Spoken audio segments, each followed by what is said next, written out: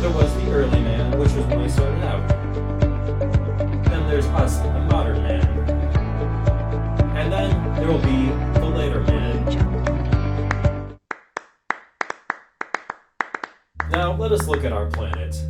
And face it, it's not on a track that it's going to be very good. We are polluting it more and more, and the environment is changing it. We are killing a bit, but we are also making it better for the next evolution state. Throughout all this garbage, it will be the new environment.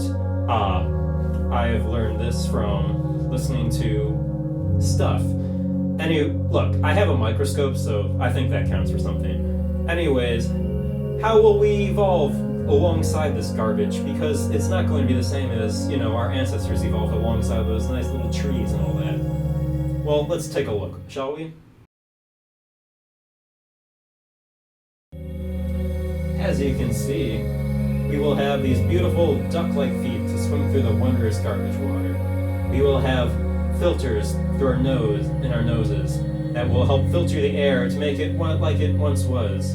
We will have this cool rockin' hairdo that will mimic all the celebrities at the time. And plastic will become the wonderful new clothing that I'm looking forward to us all wearing. Remember, there's places like NASA and SpaceX or whatever, and they're planning on colonizing every planet imaginable. The first, of course, being Mars, our sister planet. And I know it currently doesn't look like a good situation, because as you can see, Mars is this desert wasteland. There nothing grows, it's cold, it's red, it's just not good. But one thing does happen to live on Mars, and that thing is the Curiosity rover. With millions of years of us living on Mars, we too will adapt to be like the Curiosity rover. Let's take a look at what that evolution will be. As you can see, it's a very beautiful race. We no longer have hands, we no longer even have arms, and it's great. We have wheels, which I believe is a great touch, and you can put a baseball card in for that flapping sound. Our skin looks great. I'm looking forward to this race, and it's one of my favorites personally. Another one that people have thought of is Europa, one of the moons orbiting Jupiter. I learned this for one of my interns that I'm currently taking the credit from. I think that we will be great there. As you remember from whoever told you, maybe it was me, there's a big thick glacier of ice that's covering the entire planet. Moon, whatever you want to call it. And there's water underneath. But how will we get to that water? Well, that's what humans do best, right? We melt glaciers. We are amazing at melting glaciers. We will global warm the hell out of Europa, and we will make it for us to live in. Now, what will this beautiful place look like? Well, let's take a look. As you can see, we are once again free from that evil thing that is considered hands. We love mothers in our culture, as you can see through this beautiful tattoo.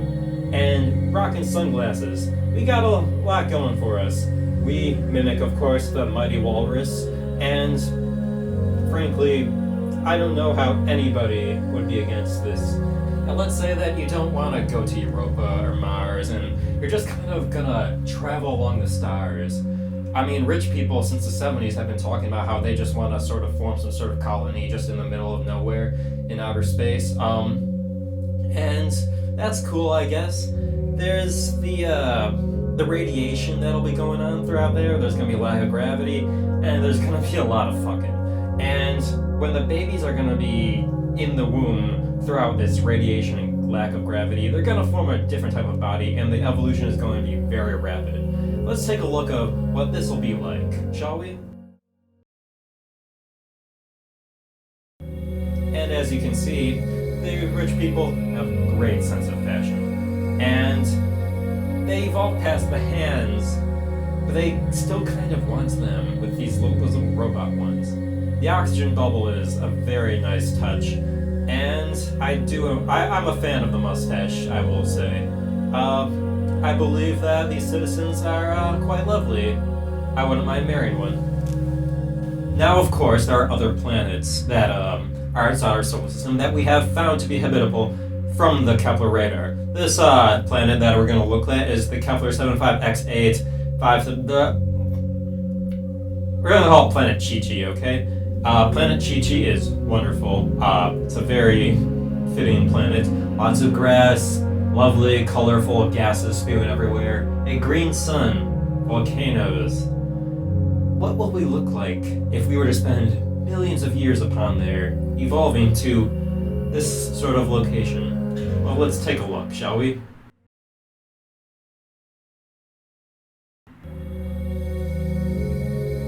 Quite beautiful, don't you think?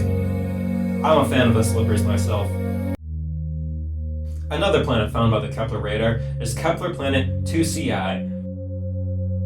Now, as you can see from these satellite photos, it is a very habitable planet.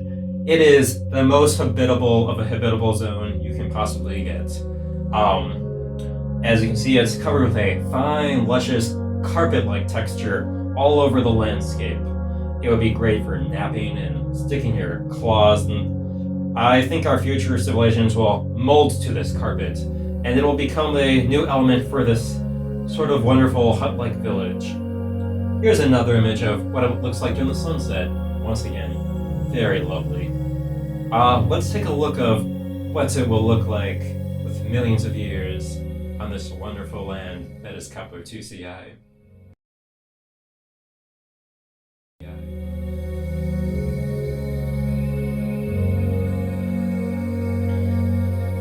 Well, pretty self-explanatory as always.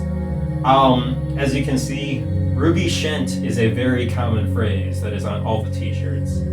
I don't know what Ruby Shent means, but according to our research, Ruby Shent is very important. I imagine it's a phrase all the cool kids are saying. As you can see, human anatomy kind of remains the same after that. We don't change that much. Yeah, pretty simple. Alright. Of course, interstellar travel is going to take us to some wonderful, wonderful places we could never even dream before. Somewhere beyond our wildest imaginations. Destinations of nebulas and dimensions and unspeakable horrors, one might say. What will millions of years of us in this new area make us become? What sort of entity will we be? Let's take a look.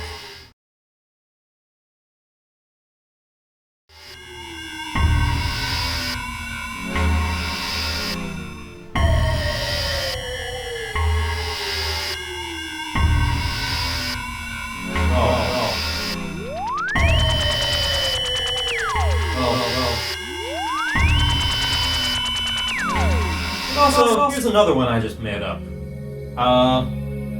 It's a rat, people. I like rats. Unlike the rest, they have hands. It's a flaw, yes, I don't like that they have hands. But you know what? I like rats more than I care about hands. And frankly, the hands are fine as long as they're on the rat.